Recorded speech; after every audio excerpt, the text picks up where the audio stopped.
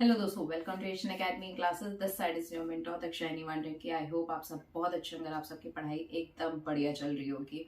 सो जैसे कि आपसे मैंने डिस्कस करा था कि मैं न्यूमेरिकल्स के लिए एक वीडियो लेके आऊंगी, तो ये वीडियो उसी के ऊपर है। मैं अलग से कोई वीडियो न्यूमेरिकल्स के लिए शूट नहीं कर रही हूँ क्योंकि बहुत टाइम लग जाएगा फिर उसको एडिट करना एंड ऑल, और आपका परसों एग्जाम है। तो मैंने डिसाइड करा है कि ऑलरेडी जो मैंने चैप्टर्स अपलोड कर रखे हैं जिसमें मैंने आपको न्यूमेरिकल्स कराए हैं, उसी को ही जो है मैं उसमें से एडिट करके वही वीडियोस जो है एडिट करके आपको एक सिंगल वीडियो बना दूंगी, जहां पे आपके जैसे ये आपके चैप्टर्स हैं, that is elasticity of demand, cost, theory of income and employment and national income. इन चारों के जो है आपके न्यूमेरिकल्स कवर हो जाएंगे। ठीक है, तो मेरे ऑलरेडी जो रिकॉर्डेड वीडियो है उसको मैं एडिट करके आपको पूरा इन चारों चैप्टर्स की जो न्यूमेरिकल पार्ट्स हैं उसको मर्ज करके एक वीडियो मैं अपलोड कर दूंगी। ठीक है, सो बेसिकली अब जो आप इसके आगे वीडियोस देखने वाले हो वो उन चैप्टर्स के कट वीडियो होंगे। तो ये मत बोलना कि मैम आपने तो सस्ते में काम निपटा दिया। बेसिकली अभी टाइम नहीं है और अभी परसों आपका एग्जाम है, तो मैं कोई रिस्क नहीं लेना चाह रही हूँ, वरना थोड़ा सा भी लेट हुआ तो दिक्कत हो जाएगी। ठीक है, सो बेसिकली अब आप फटाफट जो है अगले अब जो वीडियोस आने वाले हैं, इन चारों चैप्टर के जो वीडियोस है उसको अच्छे से देख लो, उसके न्यूमेरिकल्स कर लो। 10 to 12 मार्क्स आपके सिक्योर हो जाएंगे। ठीक है, एग्जाम में। तो इस वीडियो को अच्छे से देख लो भाई, थोड़ा सा 1 घंटा दे दोगे अगर न्यूमेरिकल पार्ट को, तो एटलीस्ट ये हो जाएगा कि हाँ तुम्हारे 10 मार्क्स आ गए, 1 घंटे के अंदर 10 मार्क्स तुम सिक्योर कर रहे हो। ठीक है, तो साथ ही साथ अगर तुम वीडियो को देखते देखते साथ ही साथ अगर थोड़ा सा लिख लोगे, प्रैक्टिस कर लोगे, अच्छे से समझ लोगे, तो अलग से टाइम देने की जरूरत नहीं पड़ेगी। ठीक है, तो लास्ट मोमेंट में अभी फटाफट जो है स्पीड पकड़ो, मेहनत करो और अच्छे से स्कोर करो। ठीक है, चलो तो फटाफट जो है न्यूमेरिकल्स पढ़ना स्टार्ट कर दो। मिलते हैं वीडियो के एंड पे। ठीक है, चलो। चलिए, तो अब जानते हैं न्यूमेरिकल्स कैसे हमारे को क्वेश्चन सॉल्व करने हैं। तो क्वेश्चन सॉल्व करने के लिए हमारे पास दो मेथड्स हैं, सॉरी दो फॉर्मूले हैं। कौन कौन से फॉर्मूले हमने देखे थे? देखिए, एक हमने देखा था फर्स्ट परसेंटेज फॉर्मूला, सेकंड हमने देखा हमारा delta Q upon delta P into P upon Q. Okay, अब ना एक चीज़ बहुत अच्छे से याद रखना न्यूमेरिकल सॉल्व करते समय कि परसेंटेज फर्स्ट फॉर्मूला हम तब यूज़ करेंगे जब क्वेश्चन में कोई ना किसी चीज़ की, या तो क्वांटिटी की या प्राइस की परसेंटेज गिवन हो। ठीक है, प्राइस की या क्वांटिटी की अगर परसेंटेज गिवन है तो 100% ये वाला फॉर्मूला यूज़ होना ही होना है। ठीक है, बट अगर परसेंटेज कहीं से दूर दूर तक गिवन नहीं है तो हम सेकंड फॉर्मूला यूज़ करेंगे। हम कौन सा फॉर्मूला यूज़ करेंगे? Second formula. क्लियर है? ओके, अब एक और चीज़ मुझे बतानी है कि परसेंटेज क्वांटिटी डिमांडेड का कैसे चेंज, मतलब जो हमारे को ये चेंज का परसेंटेज पता करना होता है, ये कैसे पता करते हैं? देखो, इसको हम पता करते हैं, इसकी परसेंटेज हम कैसे कैलकुलेट करते हैं? हम देखते हैं कि यार क्वांटिटी में कितने का चेंज आया और पहले क्वांटिटी कितनी थी इनटू 100, तो इससे हमारे को क्या मिल जाएगा? परसेंटेज। ऐसी प्राइस का कैसे पता करते हैं कि प्राइस में कितने का चेंज आया अपॉन प्राइस पहले कितना था इनटू 100। क्लियर? देखो एग्जांपल, प्राइस, क्वांटिटी 10, 12, 100 एंड 70। देखिए, परसेंट, इसका परसेंटेज मुझे कैलकुलेट करना है, तो क्यू में कितने का चेंज है? देखो कितने का चेंज है? 30 का। पहले 100 था फिर 70 हो गया। कितने का चेंज? 30 का। पहले क्वांटिटी कितनी थी? पहले वाली देखनी है। पहले क्वांटिटी कितनी थी? 100। तो यहाँ पे आ जाएगा 100 इंटू 100, ये कितना हो जाएगा? 30%। कितना हो जाएगा? 30%। ऐसी प्राइस में चेंज देखो कितने का चेंज आया? 2 का। पहले प्राइस कितना था? 10 इंटू 100, तो ये कितना हो जाएगा? 20%। कितना हो जाएगा? 20%। तो ऐसे हम परसेंटेज कैलकुलेट करते हैं। क्लियर है? ठीक है, अब हम न्यूमेरिकल्स कर सकते हैं अगर आपको इतनी बातें क्लियर हो चुकी हो तो। ओके, चलिए, तो first question says price of the commodity rises from 5 to 6। पहले 5 था फिर 6 हो गया। As a result demand falls from 100 to 80 units. Find out the price elasticity. Easy. देखिए, सबसे पहले क्वेश्चन सॉल्व करने के लिए ना फर्स्ट स्टेप इज लिखो व्हाट इज गिवन। लिखना है हमारे को कि क्वेश्चन में क्या गिवन है। बेटर है कि हम शेड्यूल बना लें तो इससे थोड़ा इजी हो जाता है। तो प्राइजेस पहले 5 था फिर 6 हो गया। 5 से कितना हो गया? 6 रुपये। इसके वजह से क्वांटिटी पहले 100 डिमांड होती थी और अब 80 डिमांड होती है। तो इलास्टिसिटी कैलकुलेट करने के लिए बोल रहा है। कहीं पे भी परसेंटेज का जिक्र हुआ है? नहीं। तो हम कौन सा फॉर्मूला यूज करेंगे? Second formula. सेकंड फॉर्मूला क्या कहता है? Change in quantity upon change in price into price upon quantity. इससे हमारे को क्या निकल जाती है? इलास्टिसिटी। तो फर्स्ट स्टेप इज हम देखेंगे, लिखेंगे क्या क्या गिवन है। सेकंड स्टेप हमें लिखना है कि हम कौन सा फॉर्मूला यूज कर रहे हैं, और फिर थर्ड स्टेप हम इसको सॉल्व करेंगे। थर्ड स्टेप कौन सा है? देखो, क्वांटिटी में चेंज 20, प्राइस पहले कितने, प्राइस में चेंज 1, प्राइस पहले कितना था? 5, क्वांटिटी पहले कितनी थी? 100। तो इसको सॉल्व करेंगे तो हम कितना आएगा? 1। कितना आएगा? 1। हाँ या नहीं? सही सॉल्व करा है मैंने? तो इलास्टिसिटी कितनी है? 1। क्लियर? अच्छे से? श्योर? ओके, चलिए next question. A household increases the demand for a commodity from 40 units to 50 units. 40 से 50 यूनिट्स हो गए। जिसके वजह से क्यों, क्योंकि प्राइस में 10% का फॉल आया, percentage formula. What is the price elasticity of the demand, is it elastic और इन इलास्टिक? सेकंड वाला तो बाद में सॉल्व करेंगे, पहले देखते हैं इलास्टिसिटी कितनी है। क्योंकि मैंने बोला परसेंटेज दे दिया 10%, तो फर्स्ट फॉर्मूला यूज होगा। तो सबसे पहले लिखेंगे गिवन। गिवन क्या है? गिवन है कि पहले क्वांटिटी Q0 थी 40 यूनिट्स, Q1 हो गई 50 यूनिट्स, पहले 40 Q1 बाद वाली दैट इज 50, और हमारे को दे दिया percentage change in price. Percentage change in price कितना है? 10%। कितना है? 10%। तो फर्स्ट चीज हमने लिख दी। सेकंड हमारे को फॉर्मूला यूज करना है। फॉर्मूला कौन सा है? Percentage change in quantity demanded upon percentage change in price. Sorry, okay. तो सेकंड हमने फॉर्मूला लिख लिया। अब फॉर्मूला देखो, पहला बोला कि percentage change in quantity demanded upon percentage change in price. इसकी तो परसेंटेज हमारे को 10% दे दी, ठीक है, प्राइस की परसेंटेज चेंज दे दी 10%। हमारे को क्वांटिटी डिमांडेड में नहीं पता कि कितने % का चेंज है, पर क्या हम पता कर सकते हैं? बिल्कुल। कैसे पता करते हैं? Percentage change in quantity demanded कैसे निकाल सकते हैं? क्वांटिटी में चेंज अपॉन पहले क्वांटिटी कितनी थी इंटू 100। क्वांटिटी में कितने का चेंज? 10 का। पहले क्वांटिटी कितनी थी? 40 इंटू 100। कितना हो जाएगा ये? कैलकुलेट करो, कैलकुलेटर आपको अलाउड है। That is 25%। कितना है? 25%। तो ये तो निकल गया हमारा फर्स्ट, ये निकल गया हमारा 25%, और प्राइस में कितने का चेंज? 10 का। तो वैल्यू कितनी हो जाएगी? 2.5। ठीक है, वापस क्वांटिटी डिमांडेड अभी हमने निकाला कितने %? 25%। प्राइस में कितने % का चेंज? 10% का चेंज। तो 25/10 2.5। इलास्टिसिटी की वैल्यू 2.5। क्या ये ग्रेटर देन 1 है? क्या ये ग्रेटर देन 1 है? क्योंकि ये ग्रेटर देन 1 है, इसलिए इसकी वैल्यू क्या होगी? इलास्टिक। क्या होगी ये? इलास्टिक। ठीक है, यहां तक sure? Okay. Next question, third question क्या कहता है कि प्राइस इलास्टिसिटी दे रखी है। इस बार फाइंड नहीं करनी है, आपको दे रखी है। प्राइस इलास्टिसिटी कितनी है? 0.5। कितनी है? 0.5। Next, the percentage change in quantity is 6। Okay, यहाँ पे काम करते हैं, इसको 60 करते हैं, थोड़ा सा ज्यादा हो जाएगा ना ये। देखो,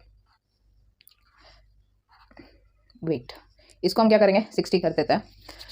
प्राइस इलास्टिसिटी है 0.5, percentage change in quantity they the 60%। What is the percentage change in price? Easy है भाई, प्राइस इलास्टिसिटी का फॉर्मूला लिखते हैं। प्राइस इलास्टिसिटी का फॉर्मूला क्या होता है? Percentage change in quantity demanded upon percentage change in price. Quantity demanded में कितना % का चेंज? 60। क्या प्राइस इलास्टिसिटी की वैल्यू भी दे दी 0.5? क्या हम पता कर सकते हैं परसेंटेज चेंज इन प्राइस? बिल्कुल। क्या करेंगे हम? Percentage change in price equals to ये चीज यहाँ आ जाएगी और ये चीज यहाँ आ जाएगी। तो 60/0.5 कितना हो जाएगा ये? 120। देखे एक बार,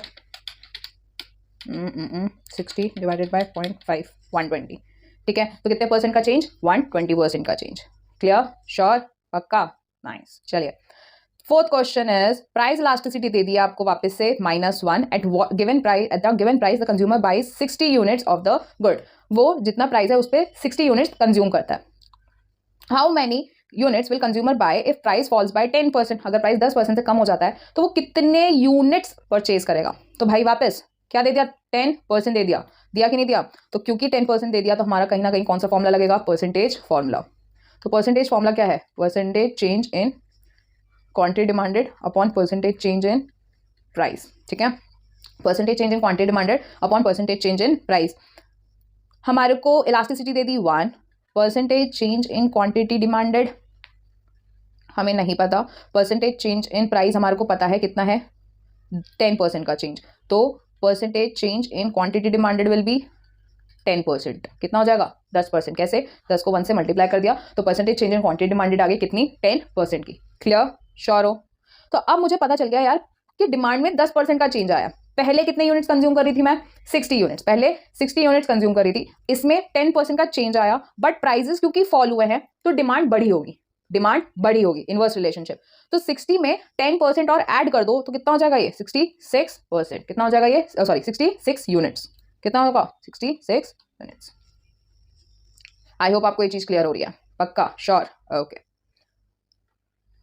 next is fifth question, a fall in the price of the commodity by ₹2 per unit. कितना फॉल हुआ? 2 रुपए से कम हो गया। 2 रुपए से कम हो गया, से कम हो गया मतलब कि हमारे को क्या दे दिया है? डेल्टा पी दे दिया 2। डेल्टा पी क्या दे दिया? 2। कि पी में प्राइस में कितने का चेंज आया? 2 रुपए का change.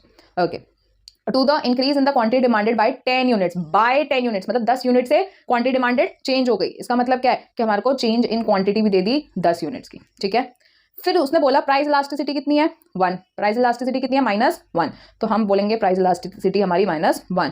Calculate the quantity demanded at the initial price, मतलब प्राइस पहले जितने थे कितने थे, आगे ये भी दे दिया, विच वॉज ₹10 पर यूनिट, मतलब P0 दे दिया हमारे को 10। मतलब ये पूछ रहा है कि जब प्राइसेस 10 थे तो क्वांटिटी कितनी डिमांड हुई होगी, मतलब Q0 कितना है। अल्टीमेटली क्या पूछ रहा है, Q0 कितना है। तो क्योंकि भाई यहाँ पे कहीं पे भी परसेंटेज का जिक्र नहीं हुआ है तो हम सीधा बोलेंगे EP equals to delta Q upon delta P into P upon Q। Change दे दिया हमारे को 10, प्राइस का चेंज दे दिया 2 इक्वल इनटू प्राइस पहले कितना था ये भी दे दिया 10। हमारे को क्वांटिटी खुद ही पता करनी है कि पहले क्वांटिटी Q0 कितनी थी, इक्वल्स टू इलास्टिसिटी भी दे दी हमारे को 1, कितनी दे दी 1। तो अब इसको सॉल्व करें तो कितना आएगा ये 50, कितना आ जाएगा 50 यूनिट्स। हम कितना परचेज कर रहे थे 50 यूनिट्स। क्लियर अच्छे से। हम जब प्राइसेस 10 थे तो हम कितना परचेज करेंगे 50 यूनिट्स बाय करेंगे, परचेज करेंगे। ठीक, ओके। नेक्स्ट लास्ट न्यूमेरिकल, अगर 100 यूनिट्स गुड्स डिमांड हो रही हैं जब प्राइसेस 4 थे, तो 100 यूनिट्स डिमांड करेंगे हम जब प्राइसेस कितने थे 4 रुपीज़, जब प्राइस थे तब 100 यूनिट्स डिमांड करेंगे। Next price rises, the price rises and as a result demand falls to the 75 units। Price बढ़े हैं, प्राइसेस बढ़े हैं जिसके वजह से डिमांड कितनी हो गई 75 यूनिट्स। द प्राइस इलास्टिसिटी भी दे दी है 1, find out the new price. तो ये वाली प्राइस पूछ रहा है कि कितने प्राइस पे हम 75 डिमांड कर रहे हैं। तो देखिए क्योंकि यहाँ पे भी परसेंटेज का कोई भी जिक्र नहीं हुआ तो यहाँ पे फॉर्मूला लगाएंगे हम, सेकेंड फॉर्मूला। इलास्टिसिटी 1 दे दी, क्वांटिटी पहले क्वांटिटी में कितने का चेंज 25 का, प्राइस में चेंज हमें नहीं पता है क्योंकि हमें न्यू प्राइस नहीं पता। पहले की प्राइसेस पता है 4 रुपीज़ थे, क्वांटिटी पहले की भी पता है हमारे को 100, ठीक है। तो ये 25 4 जा, तो मतलब प्राइस में कितने का चेंज 1 का, कितने का चेंज 1 का। और प्राइसेस बढ़े हैं मतलब 4 से ये कितना हो गया 5 का, क्योंकि चेंज कितने का है 1 का, तो ये कितना हो जाएगा 5 रुपीज़। प्लीज़ यहाँ पे बहुत बच्चे बहुत बार गलती कर चुके हैं, मैंने इतने टेस्ट ले लिए, हर टेस्ट में ये गलती होती है कि यहाँ पे चेंज नहीं पूछा, बच्चे यहीं पे रुक जाते हैं कि भाई हमने चेंज निकाल दिया 1 रुपीज़। नहीं, तुमसे नया प्राइस पूछा है, नया प्राइस कितना है 5 रुपीज़। तो यहाँ तक के सॉल्व करके दिखाना है कि नए प्राइस कितने हैं 5 रुपीज़ है, ठीक है। तो मैंने 6 क्वेश्चन आपको करवा दिए हैं, प्लीज़ एक बार अपने आप से वापस इन क्वेश्चन को करना सॉल्व, ठीक है। न्यूमेरिकल्स की किसकी बारी है, न्यूमेरिकल्स की। सो न्यूमेरिकल्स बात कर लेते हैं, और मैंने यहाँ पे 2015 2011 और 2012 इनके न्यूमेरिकल्स 3 न्यूमेरिकल्स यहाँ पे लिए हैं। क्यों? क्योंकि अदर ईयर्स में सिमिलर क्वेश्चंस दिए हैं, बस अमाउंट चेंज कर दिया, बाकी हर एक चीज़ सिमिलर है। तो मतलब जो क्वेश्चंस आपके पूछे जा रहे हैं वो सेम टाइप ऑफ क्वेश्चंस है। तो मैंने इसीलिए 3 क्वेश्चंस यहाँ पे मैं सोच रही हूँ कि मैं आपको करवा दूँ, सॉल्व करवा दूँ, ठीक है, तो ताकि आपको ईजी हो जाए। ठीक, बट उसके लिए आप सबसे पहले आप रजिस्टर हाथ में रखोगे और साथ ही साथ कैलकुलेटर साथ में रखने वाले हो और मेरे साथ कैलकुलेट करके आंसर्स निकालने वाले हो, ठीक है। तो क्या आप रेडी हो? चलिए तो शुरू करते हैं with the numericals of the cost.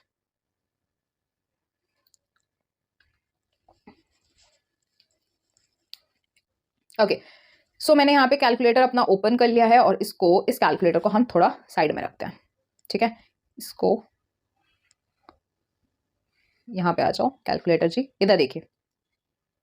Okay, so question says कि आपका आउटपुट जब 0 है तब टोटल कॉस्ट आपका 100 है, एंड फिर जैसे जैसे आउटपुट इंक्रीज हो रहा है आपका टोटल कॉस्ट अलग अलग लेवल पे दे रखा है, कितनी टोटल कॉस्ट है। आपसे पूछा है कि AFC निकालो, AVC निकालो और MC मार्जिनल कॉस्ट निकालो, ठीक है। तो हमें पता है सबसे पहले AFC का फॉर्मूला अभी आपने मेरे साथ लिखा होगा, total fix cost upon units. Second formula is average variable cost, that is total variable cost upon units. And third marginal cost का भी हमने फॉर्मूला लिखा है, change in total cost upon units, change in total cost upon change in units. क्या हमने ये चीज़ लिखी है? फॉर्मूले हमने अभी लिखे थे ये सारे। अब देखिए क्या हमारे को क्वेश्चन में टोटल फिक्स कॉस्ट दे रखी है क्या? ढूंढे, अगर आप किसी को पता चल गया हो टोटल फिक्स कॉस्ट ढूंढ सकते हो क्या? बता सकते हो क्वेश्चन में दे रखा है, पर ध्यान देने की जरूरत है बस। अभी हमने ऊपर पढ़ के आया था और मैंने बहुत हाईलाइट भी करवाया था, इसको कहीं लिख लो। हमने क्या लिखा था कि जब आउटपुट 0 होता है तब जो टोटल कॉस्ट होती है वो ही TFC होती है। जब आउटपुट 0 होता है तब जितना टोटल कॉस्ट होता है वही हमारा टोटल फिक्स्ड कॉस्ट होता है, तो यहाँ पे टोटल फिक्स्ड कॉस्ट कितना है 100। तो आउटपुट में हम लिखेंगे 0 1 2 3 एंड 4, और टोटल कॉस्ट हमारी कितनी दे रखी है 100 250 100 250 370 550 एंड 740, ठीक है। अब टोटल फिक्स्ड कॉस्ट अभी हमने निकाला 100 आएगा, ठीक है। और अब हमारे को पता है कि टोटल कॉस्ट में टोटल वेरिएबल कॉस्ट माइनस कर दूं तो मुझे मिल जाता है, टोटल फिक्स्ड कॉस्ट माइनस कर दूं तो मुझे मिल जाएगा क्या? Total variable cost. ठीक है। तो टोटल वेरिएबल कॉस्ट हम क्या करेंगे, टीसी से टीएफसी माइनस करते चलेंगे। तो 100 माइनस करो, सबसे पहले आएगा 0, फिर आएगा 150, 170, 450 and 640। I hope this is clear to you. हमने टीवीसी मैम टीएफसी टीवीसी क्यों निकाल रहा है, मेरा बच्चा एएफसी निकालने के लिए टीएफसी चाहिए, एवीसी निकालने के लिए टीवीसी चाहिए, जो क्वेश्चन में नहीं दे रखा, तो इसलिए सबसे पहले हमारे को टीएफसी निकालना पड़ेगा और टीवीसी निकालना पड़ेगा। ठीक है, चलिए next, the average variable cost अब हमारा निकल सकता है। हमें क्या करना है, टीएफसी को डिवाइड कर टीवीसी को डिवाइड करना है यूनिट से, तो टीवीसी को यूनिट से डिवाइड करिए। टीवीसी ये रहा हमारा, 0 डिवाइडेड बाय 0 डैश, हमें वैल्यू आज तक नहीं पता, अगर आप कैलकुलेटर में भी करोगे देखो 0 डिवाइडेड बाय 0 एरर आएगा, रिजल्ट इज अनडिफाइंड। ठीक है, okay. So next 150 divided by 1, that will be 150, and 170 divided by 2, it will be your 85, and 450 divided by 140 is your 130, I guess 150 sorry 150, और 4 को आप डिवाइड करोगे it will be your 160। ठीक है, क्या मैंने यहाँ पे सही कैलकुलेट करा है, 6 सॉरी इट विल बी और 640 डिवाइडेड बाय 160। ठीक है, कभी कभी चेक कर लेना चाहिए, वेरीफाई कर लेना चाहिए, मार्क्स में कोई रिस्क नहीं लेना, जब कैलकुलेटर अलाउड है क्या रिस्क लेना भाई। ठीक है, एवरेज फिक्स कॉस्ट कैसे निकलता है, total fix cost divided by units. Total fix cost को, ये रहा टोटल फिक्स कॉस्ट, डिवाइड करो आउटपुट से, डिवाइड करो आउटपुट से, 100 डिवाइडेड बाय 0 डैश, ये भी अगर कैलकुलेटर में कैलकुलेट करके देखोगे एरर दिखाएगा। Next 100 divide by 1 100, 100 divide by 2 50, and 100 divided by 3 will be your 33.333 something, and 100 divided by 4 is your 25। ठीक है, and what is marginal cost, marginal cost होता है change in total cost upon change in units. Units में 1 1 का change है तो divide में हमेशा 1 1 ही आएगा, तो सीधा देख लो टोटल कॉस्ट में कितने का चेंज है। पहले में तो कुछ भी चेंज नहीं आएगा, दूसरे में 250 और 100 में कितने का चेंज, 150 का, फिर 250 और 370 में कितने का चेंज है, 120। ठीक, और फिर 372 550, जल्दी से कैलकुलेट करते हैं सीधा, sorry 550 minus 370, it will be of 180, and 740 minus 550, sorry, it will be 190. ठीक है, this will be the answer for the marginal cost. तो एवरेज वेरिएबल कॉस्ट निकल गया, एवरेज फिक्स कॉस्ट निकल गया और मार्जिनल कॉस्ट निकल गया। आई hope this numerical is clear. ठीक है, चलिए नेक्स्ट क्वेश्चन, आपको टोटल कॉस्ट दे रखा है, वापस से आपको आउटपुट दिया, टोटल कॉस्ट दिया, आपको टीएफसी टीवीसी और एमसी कैलकुलेट करने के लिए बोल रहा है। ऊपर जैसे हमने कैलकुलेट करा टीएफसी टीवीसी और एमसी, हम वैसे ही कैलकुलेट करने वाले हैं। हमने तो तब भी एडवांस लेवल वाला क्वेश्चन सॉल्व कर लिया, हाँ या नहीं। तो अब तो ये तो बहुत ईजी है, आउटपुट देख लो 0 1 2 3 4, 0 1 2 3 4। आपको एक चीज़ बताऊँ, आपको यकीन नहीं होगा, बट आईएससी में जो न्यूमेरिकल्स पूछे जाते हैं वो लिटरली इजी पूछे जाते हैं, बस आपको फॉर्मूले दिमाग में याद होने चाहिए। ठीक है, फॉर्मूला अगर आपको याद है, क्वेश्चन भाई ऐसे ही कर सकते हो, तो प्लीज़ फॉर्मूले बहुत अच्छे से दिमाग में रखो जितने मैंने आपको लिखवाए हैं, वरना क्वेश्चन ऐसे ही पूछे जा रहे हैं एग्जाम में। 356। चलिए, तो टोटल फिक्स्ड कॉस्ट कौन सी होती है, जब आउटपुट 0 होता है तब जितनी टोटल कॉस्ट होती है that will be your total fixed cost. तो फिक्स्ड कॉस्ट तो कांस्टेंट ही रहेगी, 100 100 ही रहेगी। ठीक है, and what is total variable cost, total cost में से टोटल फिक्स्ड कॉस्ट हटा दो, टोटल कॉस्ट में से टोटल फिक्स्ड कॉस्ट हटा दो, टोटल वेरिएबल कॉस्ट मिल जाएगी, that is 60, this will be 112 180 and 256। ठीक है, and what is marginal cost, change in total cost upon change in units. एक चीज देखो, यूनिट्स में सिर्फ एक का चेंज आ रहा है। ठीक है, एक का चेंज आ रहा है मतलब डिवाइड में हमेशा 1 ही रहेगा। ठीक है, तो इसलिए हम इसको कंसीडर नहीं कर रहे, हम सीधा टोटल कॉस्ट में डिफरेंस देखेंगे। टोटल कॉस्ट में पहले कोई भी डिफरेंस नहीं है, फिर 60 का डिफरेंस आया, सीधा सीधा माइनस कर लेते हैं, 212 minus 160, it is 52, it will be your 52, then 280 minus 212, it will be your 68, and 356 minus 280, it will be your 76। मैं क्या कर रही हूँ, मैं इसको इससे माइनस, इसको इससे माइनस, इसको इससे माइनस ये कर रही हूँ, और इससे मेरा क्या निकल रहा है, मार्जिनल कॉस्ट। ठीक है, आई होप दिस इज क्लियर कि आपको total fix cost, total variable cost और मार्जिनल कॉस्ट कैसे निकालना है, और इसी से आप एवरेज फिक्स कॉस्ट और एवरेज वेरिएबल कॉस्ट भी निकाल सकते हो। और एग्जाम में सिमिलर यही क्वेश्चन पूछा जाता है। अगर आपको यकीन ना हो तो आप देख सकते हैं 2012 में आपको आउटपुट और टोटल कॉस्ट दे दिया, आपसे fix cost, average total cost, average variable, average total variable, average variable और मार्जिनल कॉस्ट पूछ लिया, सब कुछ पूछ लिया। क्या हम निकाल सकते हैं ये? बिल्कुल निकाल सकते हो। So this will be your homework. अभी हमने ऊपर जो 2 क्वेश्चन करे हैं उसी तरीके से आपका ये क्वेश्चन भी होगा। So this is your homework, और आप इसके आंसर्स कमेंट बॉक्स में प्लीज लिख के भेजने वाले हो कि इसके आंसर्स क्या हैं। ठीक है, and I am going to check कि आपका आंसर सही है या गलत है। क्लियर? ओके फटाफट अब आ जाते हैं हम न्यूमेरिकल्स के ऊपर। और न्यूमेरिकल्स करने से पहले सबसे पहले ये हैं आपके कुछ फॉर्मूले theory of income and employment से related. Theory of income and employment में जितने भी फॉर्मूले हैं वो आपके सामने यहाँ पे हैं। आपको सिर्फ और सिर्फ इतने फॉर्मूले याद करने हैं और इससे ज़्यादा नहीं करने। और अगर आप ध्यान से देखो तो भाई ये जितने भी फॉर्मूले हैं ये सब के सब हम सुबह पढ़ चुके हैं। हमने जब कॉन्सेप्ट पढ़ रहे थे हम ये सारे के सारे न्यूमेरिकल्स यहाँ पे कवर कर चुके हैं। कराए कि नहीं करा था? बिल्कुल। देखो अब एक चीज़ यहाँ पे ना एक और 13th और 14th भी ऐड कर लो। 13th आप कर सकते हो, consumption equals to A plus b y हमने पढ़ा था, बिल्कुल। और एस हमने 14th में हमने क्या पढ़ा था? Saving equals to minus a and 1 minus b y plus 1 minus b y. और हमें ये भी पता है कि ये कन्वर्जन कैसे हुआ था, ठीक है। सब चीज़ें हम पढ़ चुके हैं। अब बस आपको क्या काम करना है, फटाफट वीडियो को पॉज करो और इसका स्क्रीनशॉट लो या कहीं पे नोट डाउन कर लो, आपकी इच्छा है। फटाफट वीडियो को पॉज करके इसका स्क्रीनशॉट लो या आप नोट डाउन कर लो, ठीक है। चलिए, तो आई होप आपने स्क्रीनशॉट ले लिया होगा। और अब फटाफट हम स्टार्ट करते हैं न्यूमेरिकल्स को सॉल्व करना। सबसे पहला ये क्वेश्चन आपसे पूछा जा रहा है APC, MPC, MPS, APS calculate करके बताओ इनकम और कंजप्शन। आपको दे रखा है, बहुत ज्यादा इजी है। एपीसी हमें पता है क्या होता है, ये देखो एपीसी हमारा क्या होता है, सी अपॉन वाई। अब बस आपको कैलकुलेटर लेना है और सी अपॉन कंजप्शन ये रहा, वाई ये रहा, आपको सी अपॉन वाई करना है। तो सी अपॉन वाई फटाफट कर लें क्या, ये रहा हमारा कैलकुलेटर, खुल जा सिम। देखो 900 डिवाइड बाय 1000 कितना हो जाएगा, 0.9 यहाँ पे आ जाएगा एपीसी। और फिर आपका 1060 second 1060 divided by 1200 it will be 0.88, आया नहीं। तो अब मेरे को फटाफट ये हमारा क्या निकला, एपीसी निकला। कैसे निकला, सी अपॉन वाई करके निकला, है ना। अब मुझे बताओ फटाफट एपीएस। मैम हमें पता है हम अगर 1 में से एपीसी को माइनस कर दे हमें एपीएस मिल जाएगा। 1 में से एपीसी को माइनस कर दे तो एपी सी मिल जाएगा। तो ये कितना हो जाएगा, 0.1। तो ये कितना होगा, ये होगा 0.12।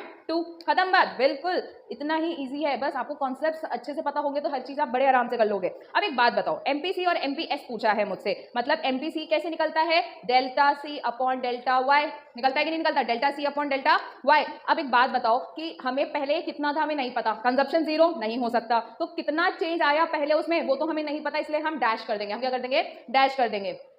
ऐसे ही एमपीएस में भी डैश आ जाएगा। अब यहाँ पे तो हमें चेंज पता है ना, 900 से 1060 हो गया, तो कितने का चेंज आया, 140 का। कितने का चेंज आया, 160 का ना। देखो तो यहाँ पे आपका 1060 है, इसमें 900 तो कितना हो गया, 160 हो गया। 160 डिवाइडेड बाय इनकम में कितने का चेंज आया, 200 का चेंज आया, दैट इज 0.8। अगर ये 0.8 है मैम, हमें पता है 1 एमपीएस कैसे निकलेगा, 1 माइनस एमपीसी से, ये कितना हो जाएगा, 0.2। खत्म भाई, हो गया सॉल्व, बिल्कुल। तो आपको बस एग्जाम में यही करके आना है। क्या मैम हम अगर यहाँ पे एस अपॉन वाई करके आएंगे तो कोई दिक्कत है क्या, क्योंकि हमें फॉर्मूला पता है एस अपॉन वाई, है ना। तो भाई कोई दिक्कत नहीं है, बस आपको करना क्या है, आपको इनकम में से कंजप्शन माइनस कर देना है, तो आपकी सेविंग निकल जाएगी। हाँ या नहीं, कैसे, इनकम में से कंजप्शन माइनस करके फिर उस सेविंग को आप अगर इनकम से डिवाइड कर दोगे आपका यही आंसर आएगा। पर एग्जाम में इजी क्या रहता है, 1 माइनस एपीसी करके, ठीक। ओके चलिए, नेक्स्ट प्रॉब्लम पूछा गया है कि इनकम दे रखी है, एमपीसी दे रखा है, सेविंग एक की दे रखी है, बाकी एपीसी और एपीएस पूछा है। क्या हम निकाल सकते हैं, बिल्कुल निकाल सकते हैं। देखिए फटाफट, अब मेरे को एक बात बताओ, अब मेरे को सबसे पहले क्योंकि एपीसी चाहिए तो मुझे कंजप्शन चाहिए, एपीसी चाहिए तो मुझे कंजप्शन चाहिए, क्योंकि एमपीसी भी दे रखा है तो कहीं ना कहीं हमारा सी निकलेगा, दैट इज कंजप्शन निकलेगा। अब एक बात बताओ, इनकम थी मेरी 0, तब भी मैं 90 कंज्यूम कर रही हूँ। देखो इनकम इक्वल्स टू, हमें पता है कि इनकम क्या होती है, income equals to consumption plus saving, हाँ या नहीं। इनकम कितनी है, 0 है, कंजप्शन पता नहीं, सेविंग कितना है, -90 है, हाँ या नहीं। तो ये कितना हो जाएगा, 0 इक्वल्स टू कंजप्शन -90। ये चीज जो माइनस में है इधर जाके क्या हो जाएगा, प्लस में हो जाएगा, ये हो जाएगा 90 इक्वल्स टू कंजप्शन। तो कंजप्शन आपकी कितनी आ गई, 90 आ गई। बिल आ गई बात समझ, हाँ जी आ गई है हमें। देखिए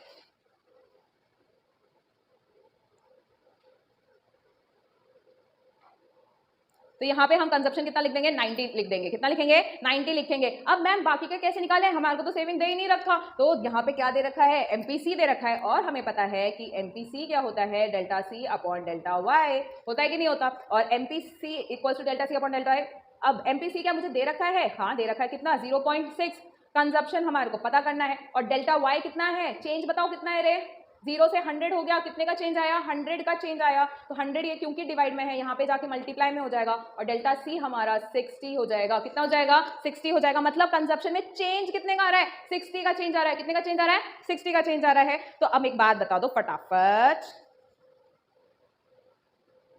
अगर मेरी कंजप्शन 90 थी और 60 का चेंज आया, मतलब कंजप्शन इंक्रीज हुई होगी क्योंकि इनकम इंक्रीज हो रही है और हमें पता डायरेक्ट रिलेशन होता है। तो पहले 90 था, 60 और कंज्यूम कर लिया, तो टोटल कंजप्शन कितना 150, टोटल कंजप्शन कितना 150, हाँ या नहीं। अब बाकी वापस से देखो, वापस 0.6 का चेंज है, यहाँ पे भी 100 का चेंज है, यहाँ पे भी 0.6 है और 100 का चेंज है, तो हर जगह प्लस 60 कर दूं क्या मैं, कर दूं, तो 60 150 प्लस 60 कितना हो जाएगा 210 प्लस 60 कितना हो जाएगा 270, ये निकल गए हमारे कंजप्शन, हाँ या नहीं। बिल्कुल अच्छे से समझ आया ये। चलिए, तो अब क्योंकि हमें कंजप्शन पता है तो क्या हम सेविंग निकाल सकते हैं, बिल्कुल निकाल सकते हैं। इनकम अगर 100 है और कंजप्शन 150 है तो सेविंग हमारी -50 हो गई। अगर यहाँ पे इनकम हमारी 200 है और कंजप्शन 210 है तो हमारी सेविंग -10 हो गई, और 300 अगर हमारी इनकम है और 270 अगर कंजप्शन है तो हमारी सेविंग 30 हो गई, हाँ या नहीं। बिल्कुल, कैसे करा हमने, इनकम में से कंजप्शन माइनस कर दिया तो सेविंग निकल आती है, ठीक है।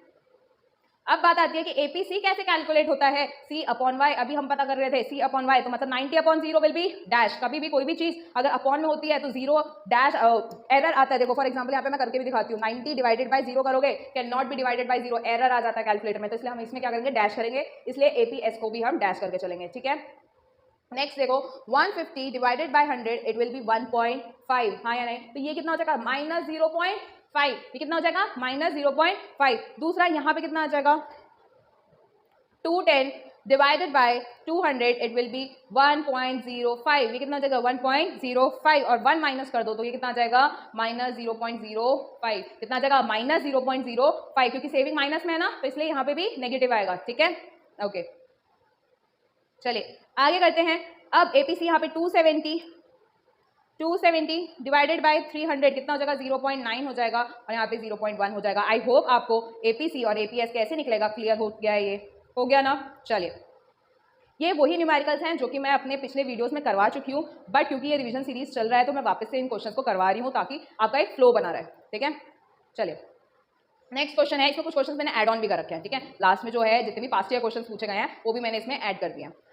अब कंजप्शन आपको दे रखा है, इनकम आपको 4000 दे रखी है और कंजप्शन लेवल पूछा है, क्या है ये, देखो कंजप्शन दे दिया 300, ऐसे क्वेश्चन भाई एग्जाम में पूछ ले तो मैम पूरे के पूरे स्कोर करेंगे हम। देखो y की वैल्यू दे दी है 4000, बस इस y की वैल्यू अगर यहाँ पे रख दोगे तो आपको कंजप्शन निकल आएगा ना। देखो कंजप्शन इक्वल्स टू 300 प्लस 0.8 इंटू 4000, तो 300 प्लस कितना हो जाएगा 30, 200 हो जाएगा, ये कितना हो जाएगा 3500 विल बी योर कंजप्शन, हो गया। बिल्कुल देखो हाँ या नहीं, इजी क्वेश्चन।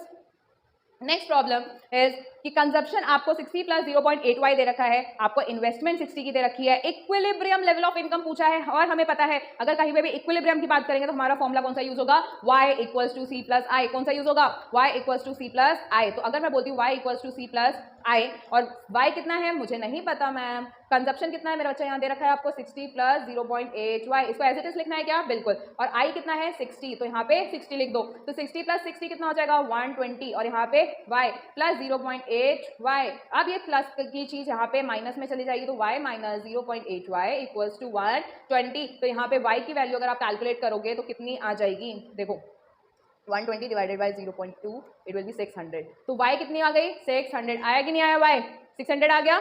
अब बताओ मुझे कंजप्शन, नेक्स्ट क्वेश्चन पूछा कंजप्शन बताना है भाई। लो कंजप्शन हमें पता है कि 60 प्लस 0.8y होता है, y के जगह हमें क्या रखना है, हमें 600 रखना है, तो अब हम निकाल सकते हैं क्या, देखो 60 इंटू 0.8 सॉरी यहाँ पे ना 0.8 into 600 plus 60 it will be 540, 540 will be your consumption, 540 क्या है आपका कंजप्शन है। अब आपको सेविंग बतानी है, मैम हमें पता है अगर इनकम 600 है कंज्यूम 540 कर रहे हैं तो हमारी सेविंग कितनी हो जाएगी 60, हमारी सेविंग कितनी हो जाएगी 60 की, क्लियर। ओके नेक्स्ट प्रॉब्लम आपसे सेविंग पूछा गया है, सेविंग फंक्शन दे रखा है और इन्वेस्टमेंट दे रखा है, इक्विलिब्रियम लेवल पूछा है। मैम हमने तो ये देखा था कि y equals to C plus I होता है, अब सेविंग दे दिया तो अब ये c कैसे मिल जाएगा। अब देखो c कंजप्शन आपको देखो सेविंग दे रखा है कितना -50 प्लस 0.5y ये दे रखा है, तो कंजप्शन क्या हो जाएगा -50 का 50 हो जाएगा, है ना, क्योंकि हम कंजप्शन का 50 का -50 करते थे, कन्वर्जन हमने सुबह सीखा था, तो ये -50 का क्या हो जाएगा 50 हो जाएगा, और यहाँ पे प्लस 1 माइनस 0.5 कितना हो जाएगा 0.5 ही होगा और y रह जाएगा, तो कंजप्शन फंक्शन हमारा क्या हो गया 50 प्लस 0.5 y। एग्जाम में फॉर एग्जाम्पल यहाँ पे तो 0.5 है, बच्चा कंफ्यूज हो सकता है, अगर यहाँ पे 6 दे रखा होता तो यहाँ पे मैं क्या कर देती 4 कर देती, ठीक है, 1 माइनस 0.6 0.4 होता है, ठीक है, बट अभी क्वेश्चन में 5 है तो यहाँ पे 5 रखता है, क्लियर, और ये माइनस का प्लस हो जाएगा।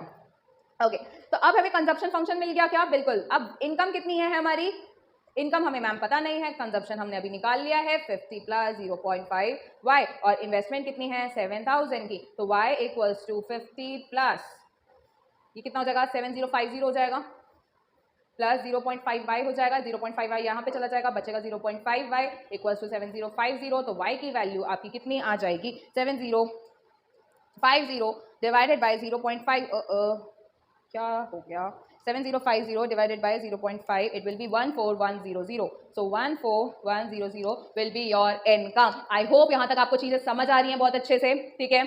अब इनकम हमें पता चल गया, सेकंड पूछा है कंजप्शन, तो अब इनकम की वैल्यू यहाँ पे रख दो, कंजप्शन इक्वल्स टू 50 प्लस 0.5y इंटू 14,100, तो ये हो जाएगा 50 प्लस 7050 and it will be 7100. It will be your consumption. Clear है अच्छे से। y हमने निकाला, y की वैल्यू यहाँ पे पुट कर दी और कंजप्शन हमने निकाल दिया, ठीक है।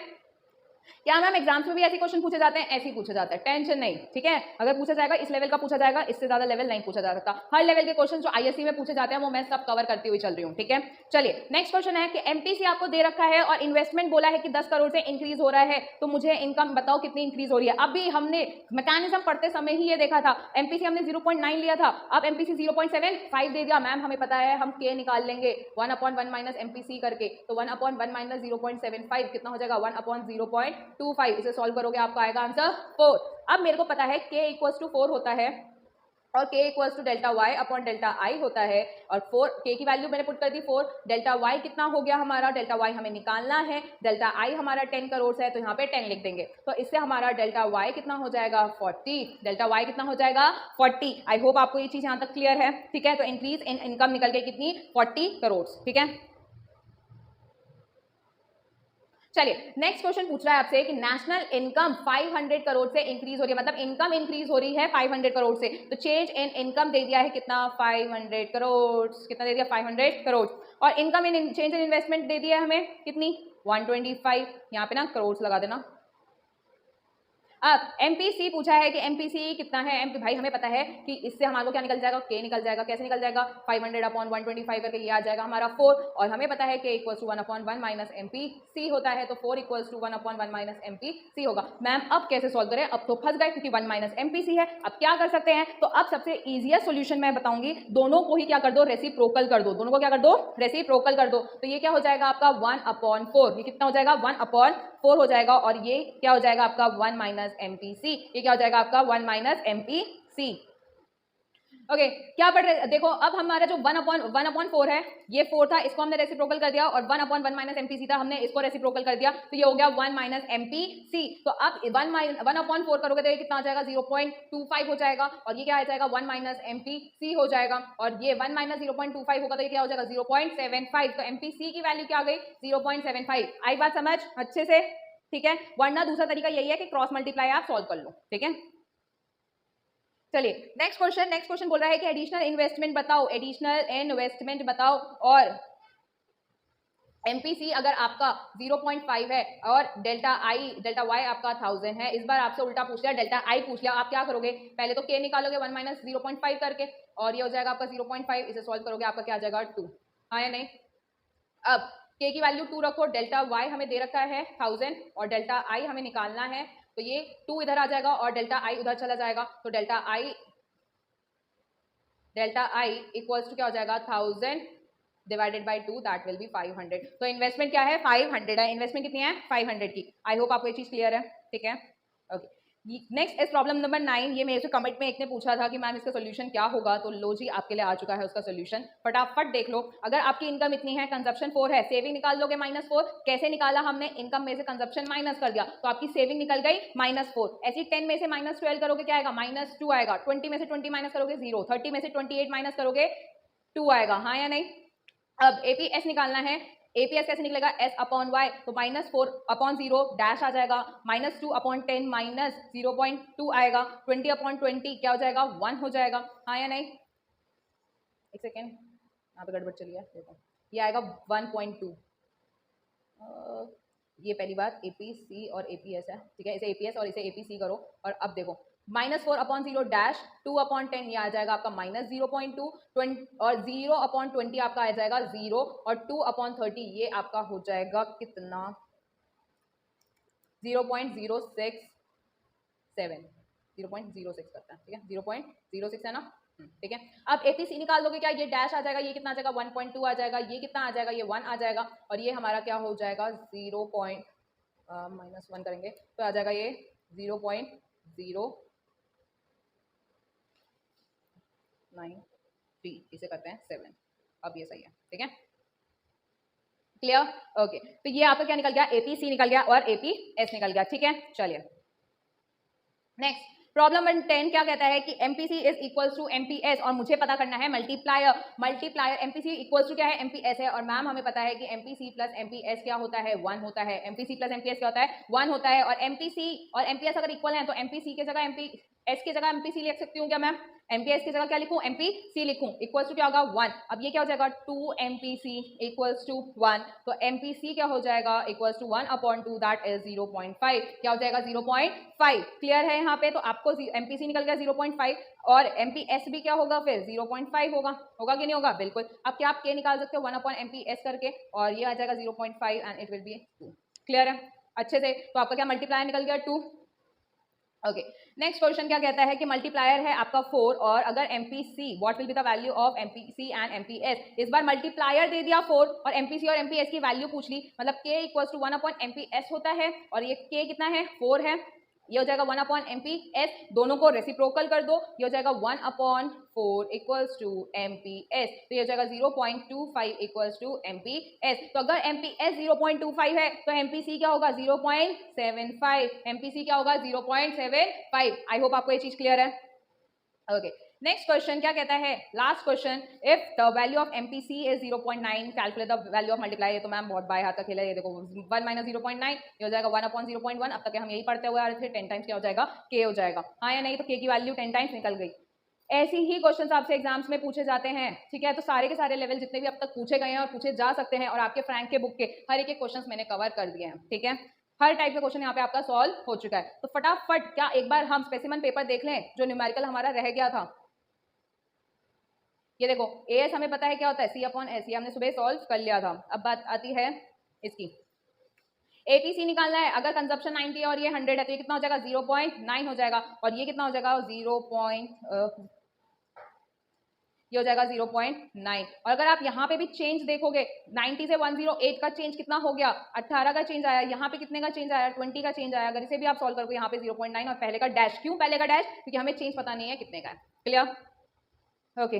तो यहाँ पे सबके आंसर क्या है 0.9 है, ठीक। तो इजी है, देखो यही इसी टाइप के क्वेश्चंस आपसे एग्जाम में इतने इजी लेवल के क्वेश्चंस पूछे जाते हैं। और यहाँ पे एक और क्वेश्चन मैंने कल सुबह आज छुड़वाया था, दैट इज इन्वेस्टमेंट मल्टीप्लायर का mechanism with the help of a numerical, वो भी हमने कर लिया है, ठीक है। चलिए, तो theory of income and employment के हमने न्यूमेरिकल्स एंड थ्योरी सब कुछ कवर कर लिया है। अब बारी है हमारे नेशनल इनकम की। किसकी बारी है, नेशनल इनकम के न्यूमेरिकल्स की। तो फटाफट बिना किसी देरी के, बिना रुके हम नेशनल इनकम के न्यूमेरिकल्स भी स्टार्ट कर देते हैं।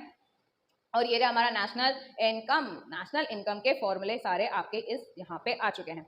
हमने नेशनल इनकम में पढ़ा था, ये सारे फॉर्मूले भी मैंने वहीं पे कवर कर दिए थे कि नेट इन्वेस्टमेंट कैसे निकलता है। ग्रॉस इन्वेस्टमेंट से डेप्रिसिएशन जब आप माइनस कर देते हो तब आपका नेट इन्वेस्टमेंट मिल जाता है। वापस ग्रॉस में से अगर आप डेप्रिसिएशन माइनस कर दोगे तब आपको क्या मिलेगा, नेट इन्वेस्टमेंट मिलेगा। बट अगर आपको ग्रॉस इन्वेस्टमेंट चाहिए होगा तो क्या करोगे, आप नेट इन्वेस्टमेंट में इस डेप्रिसिएशन को ऐड कर दोगे। बात आई समझ। अब अगर आपको नेट इन्वेस्टमेंट चाहिए तो ग्रॉस में से डेप्रिसिएशन को माइनस कर दो, बट अगर आपको ग्रॉस इन्वेस्टमेंट चाहिए तो नेट में आप डेप्रिसिएशन को ऐड कर दो, आपको ग्रॉस अमाउंट मिल जाएगा, क्लियर है, ओके। नेक्स्ट बात हमने क्या पढ़ी थी, नेशनल इनकम कैसे निकलता है डोमेस्टिक इनकम में। अगर आप NFIA ऐड कर देते हो, नेशनल इनकम कैसे निकलता है डोमेस्टिक इनकम में, जितनी भी बाहर की इनकम है उसे अगर आप ऐड कर दोगे तो आपको नेशनल इनकम मिल जाएगी। और अगर मेरे को नेशनल इनकम दे रखी है, डोमेस्टिक इनकम चाहिए, तो मैं क्या करूंगी, बाहर के इनकम को माइनस कर दूंगी। ये जो चीज प्लस करी है, ए बाबा, ये जो चीज मैंने प्लस करी है वही चीज यहाँ पे क्या हो जाएगी, माइनस हो जाएगी। आई होप आपको ये चीज क्लियर हो रही है। नेक्स्ट, और NFIA कैसे निकलता है, factor income from abroad minus factor income to abroad. Next formula हमने क्या पढ़ा था, नेट इनडायरेक्ट टैक्स, जो कि निकलता है कैसे, indirect tax minus subsidies. Indirect tax वरना GST, दोनों में से कुछ भी आपको एग्जाम में दे सकते हैं। तो अगर आप इनडायरेक्ट टैक्स में से सब्सिडीज माइनस कर देते हो आपको नेट इनडायरेक्ट टैक्स मिल जाता है, क्लियर है। पर इसका क्या काम है, यहाँ पे देखो अगर आपको फैक्टर कॉस्ट दे रखी होगी और आपको मार्केट प्राइस चाहिए तो आप एनआईटी को ऐड कर दोगे, एनआईटी को ऐड कर दोगे। बट आपको मार्केट प्राइस दे रखा है, फैक्टर कॉस्ट चाहिए, आपको क्या चाहिए, फैक्टर कॉस्ट चाहिए। तो मार्केट प्राइस में आप एनआईटी को माइनस कर दो, एनआईटी को क्या कर दो, मार्केट प्राइस से माइनस कर दो, तो आपको फैक्टर कॉस्ट मिल जाएगा। क्लियर है? तो फॉर्मूले बहुत अच्छे से यहाँ पे जो मैं बता रही हूँ बहुत अच्छे से दिमाग में रख लो, थोड़ा सा भी प्लस माइनस की गड़बड़ करी आंसर पूरा गड़बड़ हो जाना है। ठीक है, तो इसको प्लस माइनस यहाँ पे बहुत ध्यान से, किसमें कब प्लस होगा कब माइनस होगा। चलिए अब बात आती है मेथड्स की, और अगर आपको याद हो मैंने स्टेप्स छुड़वाए थे वहां पे, और स्टेप्स इसलिए छुड़वाए थे क्योंकि अब हम जो पढ़ेंगे उससे वो स्टेप्स कवर हो जाएंगे। अब ये पढ़ने के बाद प्लीज एक काम करना, आप उन स्टेप्स में जाना, वो स्टेप्स अगर आप पढ़ोगे सारी की सारी चीजें आपको समझ आ जाएंगी। ठीक है, तो चलिए शुरू करते हैं। सबसे पहले नेट प्रोडक्ट या वैल्यू एडेड या प्रोडक्शन मेथड से कैसे सॉल्व होता है, प्रोडक्शन मेथड कह लूं या आउटपुट मेथड कह लूं, ठीक है, ये सारे इसी के नाम है। तो ये कैसे सॉल्व होगा, हमारे को सबसे पहले जानना है कि आपसे ये इस मेथड से निकलता क्या है, हमें मिलता क्या है। हमें मिलता है जीडीपी एट एमपी। हमें क्या मिलेगा, GDP at MP, gross domestic product at market price, gross domestic product at market price. अब अच्छा एक काम करते हैं, हम ये सीखने से पहले ना हम कुछ और थोड़ी सी चीजें सीखते हैं फटाफट। देखो जीडीपी एट एमपी है यहाँ पे, तो ये हो जाएगा हमारा क्या, gross domestic product at market price. अगर मैं बात कर रही हूँ एनएनपी एट एफसी की, तो क्या हो जाएगा, पहला एन जो होता है इसका मतलब होता है नेट, क्या होता है नेट। दूसरा एन का मतलब होता है नेशनल, दूसरे का मतलब क्या होता है नेशनल। पी से प्रोडक्ट, एफसी से फैक्टर कॉस्ट, एफसी से क्या हो जाएगा फैक्टर कॉस्ट। यहां तक क्लियर है? ठीक है, net national product at factor cost. और अगर क्वेश्चन में आपसे जीएनपी पूछ लिया तो क्या करोगे, जीएनपी इसका मतलब क्या होता है, जी का मतलब ग्रॉस, एन का मतलब नेट होगा नेशनल होगा, एन का मतलब नेशनल होगा क्योंकि सेकंड में जो आता है उसे हमका मतलब क्या होता है नेशनल होता है, net national product at market price. और आपसे अगर एनडीपी एट एफसी पूछ लिया तो ये हो जाएगा आपका नेट, पहले अगर एन आएगा तो वो नेट होगा, दूसरी बार में आएगा तो वो नेशनल होगा, net domestic product at factor cost. Clear है? ओके चलिए फटाफट अब थोड़ा सा कन्वर्जन सीख लेते हैं, कैसे कन्वर्ट होगा तो आपको हर चीज अच्छे से समझ आ जाएगी। फॉर एग्जाम्पल दोनों साइड लेके चलते हैं, एक साइड लेके चल रहे हैं जहां पे आपसे एनएनपी एट एफसी लिया है और जीडीपी एट एफसी। देखो ये आपको फाइंड करना है, ये आपको दे रखा है, इस केस में आपको GDP at FC MP find करना है और आपसे एनएनपी आपको क्वेश्चन में दे रखा है। तो अब आपको क्या करना है, आप ध्यान से देखो, आपको ग्रॉस वाली चीज दे रखी है, आपको नेट चाहिए। ग्रॉस वाली चीज दे रखी है मतलब हमें पता है कि नेट क्या होता है, ग्रॉस माइनस डेप्रिसिएशन क्या होता है, यहाँ पे एक फॉर्मूला लिखते हैं नीचे थोड़ा सा देखो, नेट क्या होता है, ग्रॉस माइनस डेप्रिसिएशन होता है, और आपको ग्रॉस ही दे रखा है, नेट पूछा है तो माइनस डेप्रिसिएशन कर दूं मैं। ठीक है, बट यहाँ पे इस केस में क्योंकि मुझे ग्रॉस पूछा गया है, अब इस बार उल्टा हो गया, ग्रॉस पूछा गया है और नेट आपको दे रखा है, तो ये चीज माइनस वाली इधर चली जाएगी जो चीज दे रखी है। ठीक है, तो ये माइनस वाली इधर चली जाएगी और क्या हो जाएगा प्लस डेप्रिसिएशन, क्या हो जाएगा प्लस डेप्रिसिएशन। नेक्स्ट आ जाओ वापस, फिर ये तो सेम हो गया, अब मैंने माइनस डेप्रिसिएशन करके इसको भी एन बना दिया। ठीक है, अब डी को एन बनाना है, मतलब हमें पता है कि डोमेस्टिक में अगर मैं एनएफआईए ऐड कर देती हूँ तो मुझे नेशनल इनकम मिल जाएगी। मुझे डोमेस्टिक इनकम में अगर मैं एनएफआईए क्या कर दूं, ऐड कर दूं, तो मुझे क्या मिल जाएगा नेशनल। डोमेस्टिक दे रखा है, नेशनल पूछा है, तो मैं इसमें क्या कर दूं प्लस एनएफआईए कर दूं, क्या कर दूंगी मैं plus NFIA, net factor income from abroad, और यहाँ पे मैं क्या कर दूंगी एनएफआईए को माइनस कर दूंगी। ठीक है, फिर नेक्स्ट पूछा है आपसे एफसी दे रखा है, फैक्टर कॉस्ट दे रखा है, हमें पता है फैक्टर कॉस्ट में हम एनआईटी को ऐड कर दे तो मुझे मार्केट प्राइस मिल जाएगा, मुझे क्या मिल जाएगा मार्केट प्राइस, और फैक्टर कॉस्ट ही दे रखा है, मार्केट प्राइस आपसे पूछा है। यहाँ पे फॉर एग्जांपल एक काम कर देखो, यहाँ पे एफसी अब तक सिमिलर था तो हमें कुछ भी करने की जरूरत नहीं थी, बट अगर आपको यहाँ पे मार्केट प्राइस दे दे तो अब हमें पता है ये चीज हमें दे रखी है, ये चीज पता करनी है, तो इस एनआईटी को यहाँ पे ले जाओ और माइनस एनआईटी कर दो, तो माइनस एनआईटी यहाँ कर दिया प्लस एनआईटी यहाँ कर दिया। आई होप आपको कन्वर्जन चीजें सारी समझ आ गई हैं अच्छे से कि कैसे कन्वर्ट हुआ है। इसकी ज्यादा से ज्यादा अगर आप प्रैक्टिस करोगे तो आपको अच्छे से क्लियर हो जाएगा। तो इसी पे ही सैम्पल पेपर में एक क्वेश्चन है, पहले वो कर लेते हैं फिर आगे बढ़ते हैं। 1 मार्क क्वेश्चन पूछा गया है जीएनपी एट एफसी और जीएनपी एट एमपी, तो माइनस बताओ क्या करना है। हम देखो अब जीएनपी तो सेम है, इसको तो चेंज करने की जरूरत नहीं है, एफसी और एमपी है, और हमें पता है एमपी में से अगर हम NIT net indirect tax minus करते हैं तो हमें फैक्टर कॉस्ट मिल जाएगा। तो आई होप आपको ये चीज क्लियर है यहाँ तक।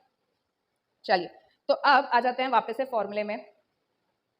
ओके, तो अब हमारे को क्वेश्चन में क्या दे रहा है, जीडीपी एट एमपी। हम अगर ये चीज करेंगे तो हमें क्या मिलेगा, जीडीपी एट एमपी मिलेगा। क्या करना है हमें, वैल्यू ऑफ आउटपुट को हमें माइनस करना है इंटरमीडिएट कंजप्शन से। वैल्यू ऑफ आउटपुट को किससे माइनस करना है, intermediate consumption. Value of output को इंटरमीडिएट कंजप्शन से माइनस करना है, और ये बाकी के फॉर्मूले हैं आपके पास। देखो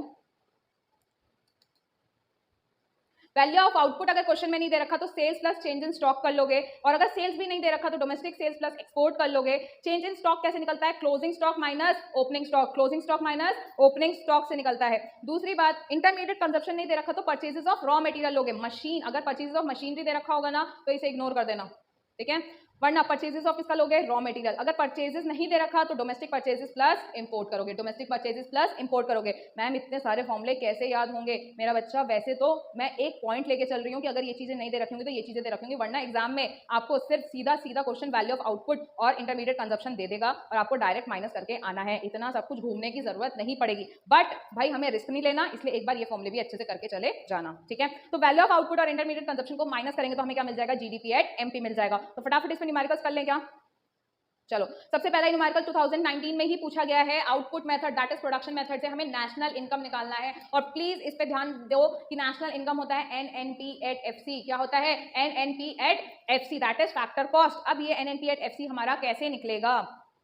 देखो, जो net factor net national product at factor cost हमें निकालना है आउटपुट मेथड से, बट मैम आउटपुट मेथड से तो जीडीपी एट एमपी निकलता है, तो पहले जीडीपी एट एमपी निकालो, फिर उसे कन्वर्ट करो एनएनपी एट एफसी में, ठीक है। तो जीडीपी एट एमपी कैसे निकलता है? हमें पता है value of output minus intermediate consumption. Value of output ये दे रखी है कितनी? 2500, और इंटरमीडिएट कंजप्शन कितना दे रखा है? 1300। इसे माइनस कर दें। मैम इतना ईजी? भाई इतना ही ईजी है। देखो ये हो जाएगा 1200। कितना आ जाएगा? 1200 करोड़, क्योंकि करोड़ में है ना ये, तो 1200 करोड़। अब एक बात बताओ, अब मेरे से पूछा है एनएनपी एट एफसी और मेरे को जीडीपी एट एमपी दे रखा है, तो क्या मैं इसे कन्वर्ट कर सकती हूँ? बिल्कुल कर सकती हूँ। जी से एन पे जाने के लिए माइनस डेप्रिसिएशन, अभी पढ़ा था। डी से एन पे जाने के लिए प्लस एनएफआईए, और एमपी से एफसी में जाने के लिए माइनस एनआईटी। हाँ या नहीं? बिल्कुल। अब यहाँ पे जल्दी से वैल्यूज पुट करते हैं। देखो 1200 हमारा निकल गया था, ये आ गया 1200। डेप्रिसिएशन माइनस करना है। डेप्रिसिएशन प्लीज नोट डाउन, मैंने बताया भी था डेप्रिसिएशन को हम क्या कहते हैं? Consumption of fixed capital. तो ये क्या हो जाएगा? 160 हो जाएगा, तो माइनस कर देते हैं क्या?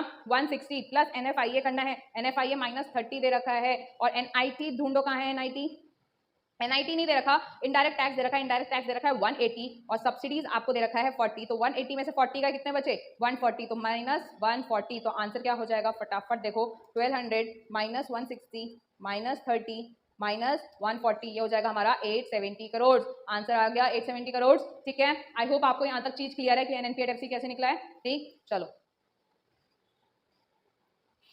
यहाँ पे इसे रब कर देते हैं फटाफट सब।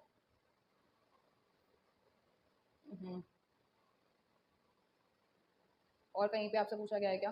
देखो इसमें आपसे बोला है वैल्यू एडेड मेथड निकालो। भाई वैल्यू एडेड मेथड में जीएनपी एट एमपी निकालना है। जीडीपी एट एमपी निकाल दोगे, उसको फिर कन्वर्ट कर दोगे जीएनपी एट एमपी में, उसमें कोई दिक्कत नहीं है। बट यहाँ पे देखो वैल्यू ऑफ आउटपुट 3 दे रखे हैं, तो इन तीनों को ऐड कर दो, तुम्हें वैल्यू ऑफ आउटपुट निकल जाएगा। ऐसे इंटरमीडिएट गुड्स भी 3 दे रखे हैं, तो तीनों को ऐड कर दो तो उस तीनों की वैल्यू मिल जाएगी, ठीक है। तो इन तीनों से माइनस कर दोगे, आपको आंसर मिल जाएगा जीडीपी एट एमपी। बस यही इतना ही काम होता है, ठीक है। देख लो, अगर आपसे यही क्वेश्चन पूछे जाते हैं एग्जाम्स में, ये सारे बोर्ड क्वेश्चन करवा रही हूँ मैं, ठीक है। चलिए नेक्स्ट हमने सीख लिया क्या? बस आपको ये फॉर्मूला अच्छे से याद रखना, value of output minus intermediate consumption. Next method हम पढ़ रहे हैं इनकम मेथड। नेक्स्ट मेथड कौन सा है? Income method. और इनकम मेथड में हम सीख रहे हैं एनडीपी एट एफसी। हमें मिलता क्या है इनकम मेथड से? Net domestic product at factor cost. क्या मिलता है? Net domestic product at factor cost. इसमें मैम क्या करना पड़ता है? इसमें हमें 3 चीजें ऐड करनी पड़ती हैं। कितनी चीजें? 3 चीजें। कंपनसेशन ऑफ एम्प्लॉइज, दूसरा ऑपरेटिंग सरप्लस, तीसरा मिक्स्ड इनकम। वापस कंपनसेशन ऑफ एम्प्लॉइज, दूसरा ऑपरेटिंग सरप्लस, तीसरा मिक्स्ड इनकम। ये 3 चीजें हमें ऐड करनी होती हैं, ठीक है। बट कभी कभी क्वेश्चन में अगर सीओई नहीं दे रखा होता तो हम वेजेस एंड सैलरीज ले लेते हैं। क्या ले लेते हैं? वेजेस एंड सैलरीज, चाहे वो कैश में हो या काइंड में हो, दोनों को हम ऐड कर लेंगे। प्लस हम एम्प्लॉयर्स कॉन्ट्रीब्यूशन लेंगे। हम क्या लेंगे? Employers contribution. हम एम्प्लॉई कॉन्ट्रीब्यूशन नहीं लेते। अगर एम्प्लॉय दे रखा है इसको इग्नोर कर देना, ठीक है। एम्प्लॉय कॉन्ट्रीब्यूशन नहीं लेंगे, हम क्या लेंगे? एम्प्लॉयर्स कॉन्ट्रीब्यूशन लेंगे। बात आई समझ अच्छे से, ठीक है। तो कंपनसेशन ऑफ एम्प्लॉइज हमें मैम पता चल जाएगा। ऑपरेटिंग सरप्लस का क्या करना है? ऑपरेटिंग सरप्लस में हमें क्या ऐड करना है? Rent, interest, profit, royalty. अगर आपने थ्योरी अच्छे से पढ़ी होगी वहां पे भी मैंने ये चीज समझाई है। ऑपरेटिंग सरप्लस में क्या आ जाएगा? रेंट, इंटरेस्ट, प्रॉफिट और रॉयल्टी। बट कभी कभी क्वेश्चन में ना क्या होता है, प्रॉफिट नहीं देता, तो प्रॉफिट की जगह हमें क्या ऐड करना है? Dividend plus undistributed profit plus देखो dividend, undistributed profit and corporation tax. ये तीनों चीजें ऐड करोगे तो आपको क्या मिल जाएगा? प्रॉफिट मिल जाएगा। क्या मिल जाएगा? प्रॉफिट मिल जाएगा। आई होप आपको ये चीज यहां तक क्लियर है। अब देखो कभी भी ना क्वेश्चन में एक चीज याद रखना, अगर आपसे अनडिस्ट्रीब्यूटेड प्रॉफिट आफ्टर टैक्स दे रखा होगा तभी आप कॉर्पोरेशन टैक्स को ऐड करोगे, तभी आप सब आफ्टर दे रखा होगा तो ही ये चीज ऐड होगी। बट अगर आफ्टर की जगह बिफोर दे देंगे तो कॉर्पोरेशन टैक्स ऐड नहीं होगा, कॉर्पोरेशन टैक्स ऐड नहीं होगा, चाहे क्वेश्चन में दे रखा हो तब भी ऐड नहीं करोगे। तो बिफोर होगा तो आप ऐड नहीं करोगे, आफ्टर होगा तो ही आप उसे ऐड करोगे। आई होप आपको ये चीज यहां तक क्लियर है, ठीक है। सॉरी। अब अगर मैम ना आफ्टर दे रखा ना बिफोर दे रखा तो क्या करें, हम आफ्टर मान के चलेंगे और कॉर्पोरेशन टैक्स को ऐड कर लेंगे, ठीक है। अगर कुछ नहीं दे रखा तब तो हम कॉर्पोरेशन टैक्स को ऐड कर लेंगे। Clear, okay. और कुछ पॉइंट्स आपको क्या याद रखना है कि ट्रैवलर एक्सपेंसेस इसको हम ऐड नहीं करते, इंटरेस्ट फ्री लोन हम इसे भी ऐड नहीं करते कभी भी, नेशनल डेट इसे भी ऐड नहीं करते। मतलब अगर ये क्वेश्चन में दे रखा है इसे इग्नोर करो, इसका कोई भी काम नहीं है, ठीक है। हर पॉइंट मैंने जहां पे बच्चा कंफ्यूज हो सकता है वो चीजें यहाँ पे कवर कर दी हैं। अब फटाफट न्यूमेरिकल्स अगर हम सॉल्व करना चाहते हैं तो यहाँ पे कर लेते हैं। देखो हमें पता है कि आउटपुट मेथड से आंसर 870 आया था, तो नेशनल इनकम मेथड से भी कितना आना चाहिए, 870। तो अगर हम दोनों से 870 निकाल देते हैं तो हमारा मैच कर जाएगा और हमें पता चल जाएगा कि हम सही हैं, हमने आंसर 870 सही निकाला है, ठीक है। तो चलिए फटाफट नेशनल इनकम हमें निकालना है इनकम मेथड से, और हमारा इनकम मेथड से क्या निकलता है, एनडीपीएट एफसी। क्या निकलता है, एनडीपीएट एफसी, ओके। चलिए तो अब फटाफट बता दो मुझे एनडीपीएट एफसी में क्या क्या ऐड होता है। मैम सबसे पहले ऐड होता है हमारा वेजेस, कंपनसेशन ऑफ एम्प्लॉइज, जो कि क्वेश्चन में नहीं दे रखा, तो हम ऐड क्या करेंगे, वेजेस एंड सैलरीज। क्या ऐड कर लेंगे, वेजेस एंड सैलरीज, जो कि कितना है 340, तो ये लो 340 यहाँ पे ऐड हो गया। प्लस हमें पता है एम्प्लॉयर्स कंट्रीब्यूशन भी ऐड होगा, तो कितना है एम्प्लॉयर्स कंट्रीब्यूशन, अरे रे बाबा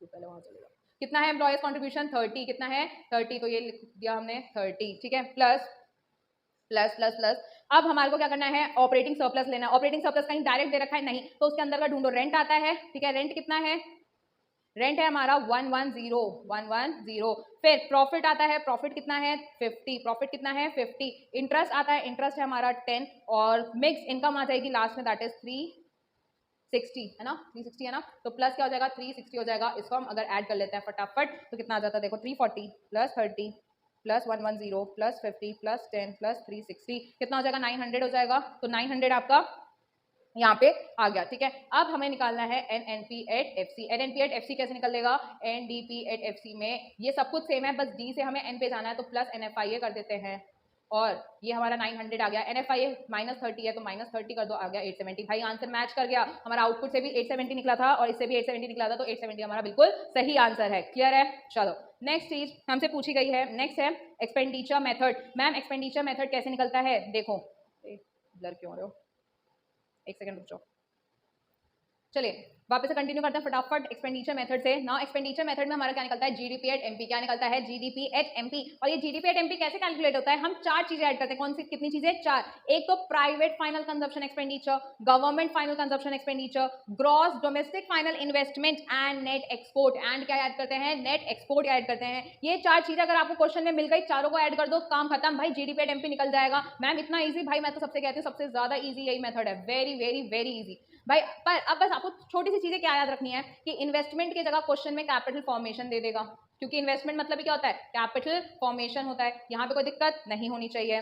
फिर कभी कभी क्वेश्चन में ग्रॉस की जगह नेट देगा, ग्रॉस की जगह क्या देगा, नेट देगा, तब उस टाइम पे यहाँ जी नहीं आएगा, यहाँ पे हमारा एन आ जाएगा। अगर यहाँ पे एन है तो यहाँ पे भी एन होगा, यहाँ पे अगर ग्रॉस है तो यहाँ पे भी ग्रॉस आ जाएगा। ये चीज बहुत अच्छे से याद रखना, ठीक है। दूसरी बात, अगर बीच में इस ग्रॉस डोमेस्टिक के बीच में अगर फाइनल घुसा दे, क्या घुसा दे, सॉरी फिक्स घुसा दे, क्या घुसा दे, फिक्स लगा दे, तो फिक्स के लिए हम क्या करेंगे, चेंज इन स्टॉक को ऐड कर देंगे। हम क्या करेंगे, चेंज इन स्टॉक को ऐड कर देंगे। यही चीजें यहाँ पे लिखी हुई हैं जो चीज मैं बोल रही हूँ, ठीक है। तो प्लीज नोट डाउन दिस अच्छे से। फिर नेट एक्सपोर्ट कैसे निकलेगा, एक्सपोर्ट माइनस इंपोर्ट। क्वेश्चन करेंगे, चीजें समझ आ जाएंगी। फटाफट क्वेश्चन पे आते हैं, और यहाँ पे क्वेश्चन दे रखा है हमारे को, देखो इसने बोला है कि एक्सपेंडिचर मेथड से नेशनल इनकम कैलकुलेट करके बताओ। किससे, एक्सपेंडिचर मेथड से नेशनल इनकम, और नेशनल इनकम होती है NNP@FC। नेशनल इनकम क्या होती है, NNP@FC। तो क्या हमें पता है कि एक्सपेंडिचर मेथड से क्या निकलता है, GDP@MP निकलता है। हमें 4 चीजें ऐड करनी है, ढूंढो 4 चीजें। क्या गवर्नमेंट एक्सपेंडिचर है, बिल्कुल, कितना है गवर्नमेंट एक्सपेंडिचर, थोड़ा सा ऐसे करते हैं साइड। गवर्नमेंट एक्सपेंडिचर कितना है 750, तो 750 हमने क्या कर दिया, ऐड कर दिया। फिर हमारे को प्राइवेट फाइनल कंजप्शन एक्सपेंडिचर दिख रहा है 1100 का, ठीक है। नेट डोमेस्टिक है, वापस क्या पूछा है, नेट डोमेस्टिक, तो यहाँ पे जी नहीं आएगा, यहाँ पे क्या आएगा, एन आएगा, क्योंकि यहाँ पे नेट है। अभी हमने पढ़ा था अगर यहाँ पे नेट आएगा तो वहाँ पे भी नेट आएगा। तो यहाँ पे देख लो क्या यहाँ पे फिक्स्ड है क्या, नहीं, तो चेंज इन स्टॉक यहाँ पे ऐड नहीं होगा। तो ये कितना है 385, तो 385 यहाँ पे प्लीज ऐड कर दो। और उसके बाद हम नेट एक्सपोर्ट देखेंगे, नेट एक्सपोर्ट है -15, तो -15 कर दो। आंसर देखो कितना है, 750 plus 1100 plus 385 minus 15, it will be 2220। ठीक है, अब हमसे पूछा है NNP एट FC निकाल के बताओ, तो NDP एट FC तो हमने निकाल लिया, NDP एट MP हमने निकाल लिया, D को N पे ले जाने के लिए प्लस NFIA करना है और माइनस NIT करना है, तो ये हो जाएगा 2220 प्लस NFIA कितना है 10 है, माइनस 10 कर दो, NIT देखो कितना है, NIT है आपका 60, तो यहाँ पे कर दो माइनस 60। वैसे अगर आप सॉल्व करोगे तो आंसर कितना आएगा, minus 10 and minus 60, it will be 2150। कुछ तो गड़बड़, हाँ ठीक है, इट विल बी 2150। ठीक है, 2150 crore will be your answer. एक और क्वेश्चन कर लें क्या इस पे, और अच्छे से क्लियर हो जाएगा। देखो यहाँ पे प्राइवेट फाइनल कंजप्शन एक्सपेंडिचर कितना है 1000 है, तो GDP एट MP कितना आ जाएगा 1000 ऐड हो जाएगा, plus gross domestic capital formation 330 add हो जाएगा, फिर हमारा government final consumption expenditure 450 add हो जाएगा, नेट एक्सपोर्ट नहीं दे रखा है, एक्सपोर्ट माइनस इंपोर्ट कर दो, 30 माइनस 60 कितना हो जाएगा माइनस 30, कितना हो जाएगा माइनस 30। फिर इसको अब सॉल्व करो फटाफट, 1000 plus 330 plus 400 minus 30, it will be 1700। अब GNP एट FC कैसे निकलता है, GDP एट MP में से हमें क्या करना है, हमें प्लस करना है NFIA, तो हम क्या करेंगे यहाँ पे लिखेंगे प्लस NFIA, MP से FC पे जाने के लिए माइनस NIT, तो फटाफट यहाँ पे वैल्यू पुट करो 1700 प्लस NFIA कितना है हमारा माइनस 20 है, NIT कितना है हमारा 60 है, तो माइनस 60 कर दो और यहाँ पे आंसर निकालो 1700 minus 20 minus 60, it will be 1620 crore. Answer is 1620 crore. I hope आपको ये चीजें समझ आ रही हैं, बस 4 चीजें ऐड करनी है, 4 चीजें ढूंढो, चारों चीजें ऐड कर दो, आपको चीजें मिल जाएंगी। लास्ट क्वेश्चन, पिछले वाले क्वेश्चन में देखो यहाँ पे नेट डोमेस्टिक था इसलिए मैंने NDP एट MP लिया, बट इस वाले क्वेश्चन में ग्रॉस डोमेस्टिक है इसलिए मैं यहाँ पे क्या ले रही हूँ GDP एट MP। क्लियर है, तो चलिए ये चीज तो हो गई है, फटाफट अब इस पे आ जाते हैं स्पेसिमन पेपर में, क्योंकि मैंने कहा था स्पेसिमन पेपर अब मैं सॉल्व कराऊंगी जब न्यूमेरिकल्स हो जाए। फर्म A फर्म B को 100 रुपीज में बेच रहा है, firm B biscuit wholesaler C को 160 में बेच रहा है और फर्म C जो है कस्टमर को 200 में बेच रहा है। ग्रॉस वैल्यू एडेड बताओ भाई कितनी वैल्यू ऐड हुई है, कितनी वैल्यू ऐड हुई है। अगर आप देखो यहाँ पे, अगर डबल काउंटिंग के उससे चलते हमने वहां पे चीज पढ़ी थी, एक तो सीधा हम 200 ले सकते हैं, वरना हम क्या कर सकते हैं, देखो कि पहले 0 था, 0 से 100 हुआ तो 100 ऐड कर दो, प्लस 100 से 160 हुआ तो 60 कर दो, 60 से 200 हुआ तो 40 कर दो, कितना आ जाएगा सीधा 200 आ जाएगा। बट हम डायरेक्ट क्या कर सकते हैं, फाइनल कंजप्शन भी ले सकते हैं, दोनों में ही आंसर सेम आएगा, दैट इज 200। आई होप आपको क्लियर है। डबल काउंटिंग अगर समझ आ गई थी उस टाइम पे तो ये चीज आपको बड़े आराम से समझ आ जाएगी। ठीक है।